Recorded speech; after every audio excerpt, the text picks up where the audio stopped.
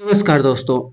अभी रिसेंटली मैंने आपको बताया था कि यूएस का एक फाइटर जेट था F-15 जिसको ईरान ने शट डाउन कर दिया था, ईरान ने गिरा दिया था स्ट्रेट ऑफ हार्मोज के आसपास। वही आज देखिए एक अनदर न्यूज सामने आई है जिसमें ईरान ने यूएस के एक दूसरे फाइटर जेट A-10 को भी वहां पे गिरा दिया है। अब ईरान का कहना है कि भाई इसको हमने मार गिराया, वही यूएस का कहना है नहीं भाई ये क्रैश हो गए हैं। तो कुछ भी हो, क्रैश हुआ हो या फिर मार गिराया हो, रियलिटी ये है कि यूएस के दो फाइटर जेट यहाँ पे अब मारे गए हैं बाय द ईरान, या फिर कह सकते हो ईरान, या फिर कह सकते हो कि जो यूएस के दो फाइटर जेट है वो यहाँ पे क्रैश हो चुके हैं।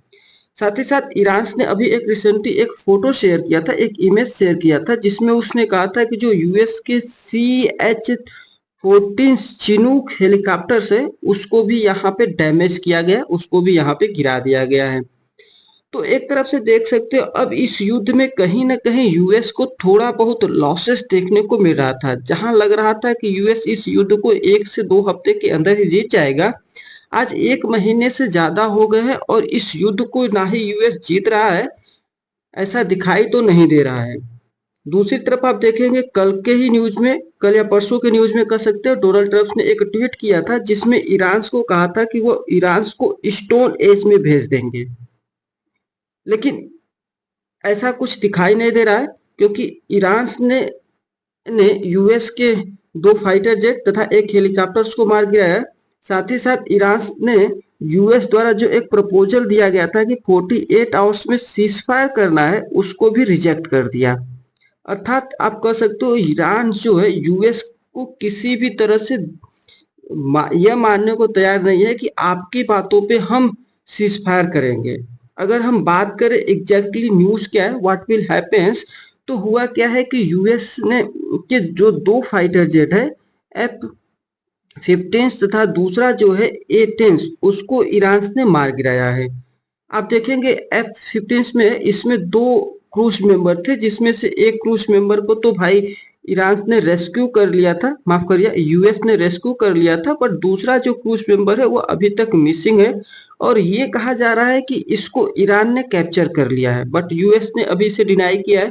यूएस कहता है कि नहीं भाई अभी तक तो वो मिसिंग है। वही दूसरी आप देखेंगे A-10 जो था एयरक्राफ्ट कैरियर एयरक्राफ्ट था, उसको भी यूएस ने कहा है ये भाई बाय द मिस्टेक ये क्रैश कर गया है, बट ईरान ने कहा कि नहीं ये क्या हुआ है, हमने मार गिराया है। अगर एग्जैक्ट इंपॉर्टेंस की बात करें तो व्हाट इज इम्पोर्टेंट, तो फर्स्ट टाइम क्या हुआ है, ऐसा पहली बार हुआ है कि जो यूएस की मिलिट्री या फिर यूएस की जो एयरक्राफ्ट है यहाँ पे डाउन होता हुआ दिखाई दे रहा है।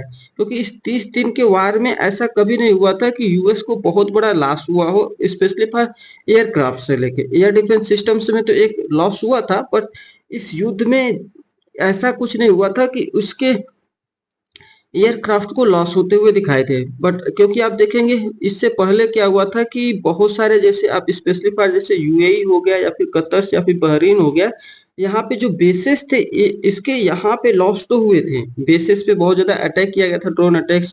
वही जॉर्डन पे जो ये बेस है यहाँ पे देखेंगे तो थर्ड डिडार सिस्टम था, उसको तो डिस्ट्रॉय किया गया था, बट इस पूरे के पूरे रीजन में कोई भी एक एयरक्राफ्ट कैरियर को डिस्ट्रॉय नहीं किया था। ऐसा पहली बार हुआ है कि एयरक्राफ्ट कैरियर्स को यहाँ पे डिस्ट्रॉय किया गया है बाय द ईरान।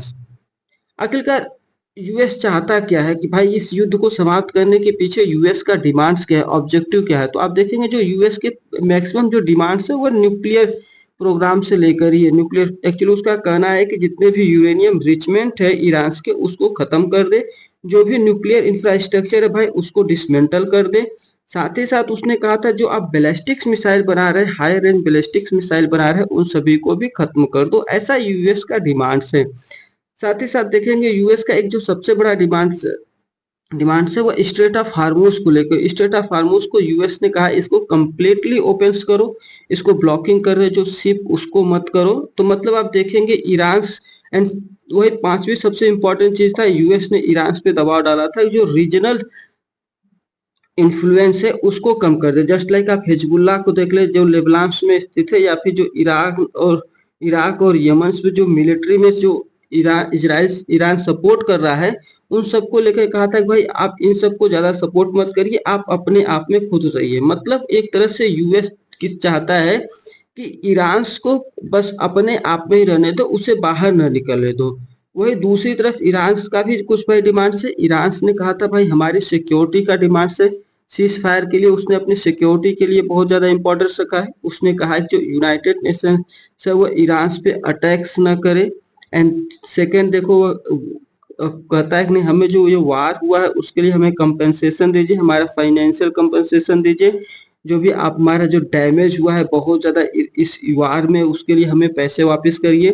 एंड जो यूएस की जो मिलिट्री से रिड्यूस करे, मिडिल ईस्ट में अपने मिलिट्रीज को कम करे। एंड साथ ही साथ यूएस का कहना है कि भाई आप इन सभी रीजन में स्पेसिफाई जो यूएई, कतर, इन सब रीजन से आपके बहुत ज्यादा जो मिलिट्री बेसिस है, यहाँ से कम आप अपने मिलिट्री बेसिस को रिड्यूस करें और हमें यहाँ पे एक स्वतंत्रता प्रोवाइड करें स्पेसिफाइड गल्फ रीजन्स में लेके, तभी हम इस सीज फायर के विषय में मानेंगे।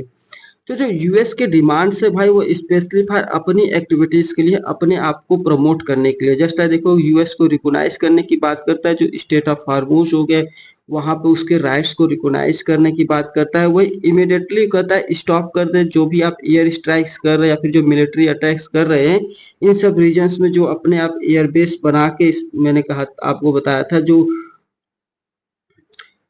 यूएई, कतर या बहरीन जैसे रीजन्स में या फिर कह सकते हो जॉर्डन रीजन में जो आपने अपने एयरबेस बनाए हुए हैं, यहाँ से जो आप अटैक कर रहे हैं हम पे, इन सब अटैक्स को कम करिए और यहाँ से मिलिट्रीज को अपना रिड्यूस करिए, तभी हम जाके ये सीज फायर की बात करेंगे।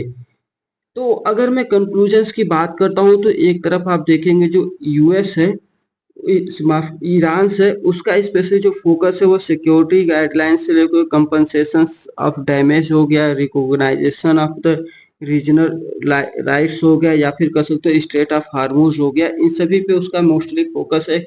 बट यूएस का जो मोस्टली फोकस है वो ईरान के न्यूक्लियर डेवलपमेंट्स को लेकर है, ईरान के यूरेनियम इनरिचमेंट्स को लेकर है। साथ ही साथ जो ईरान सपोर्ट करता है आर्मी ग्रुप को जो आसपास के रीजन में उत्पन्न है, स्पेशल लेबनान ओमलान में जो आर्मी है उसको सपोर्ट करता है, उसको यूएस कहता है कि नहीं बंद कर दो। मतलब इन आप देखेंगे इन दोनों के जो डिमांड्स है भाई वो कोई सेम नहीं है, बोथ साइड के जो डिमांड्स है वो डिफरेंस है, जिसकी वजह से अभी फिलहाल तो सीज फायर होता हुआ नहीं दिखाई दे रहा है।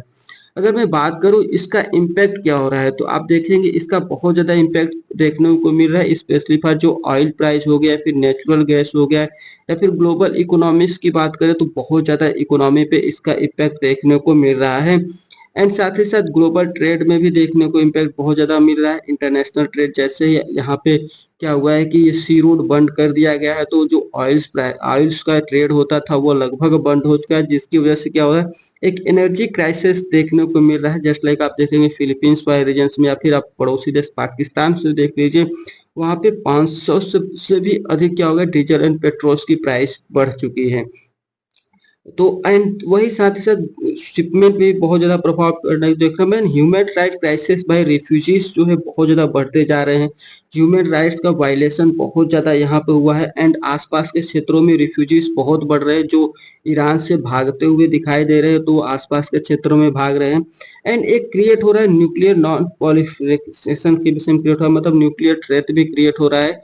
कहीं ऐसा ना हो भाई यूएस इस रीजन में घुसा के जस्ट लाइक जापान वाला केस हो जाए और यहाँ पे भी न्यूक्लियर अटैक कर दे, तो ऐसा कुछ ना हो, लोगों को आई होप कि ऐसा कुछ ना हो। तो लेकिन बस ऐसा एक डर तो क्रिएट हो ही रहा है। साथ ही साथ बात करें अगर इंडिया पे क्या इम्पैक्ट है, तो इंडिया में भी देखेंगे जो राइस हो रहा है किसका, natural gas and oil price बहुत ज्यादा बढ़ते जा रहे हैं।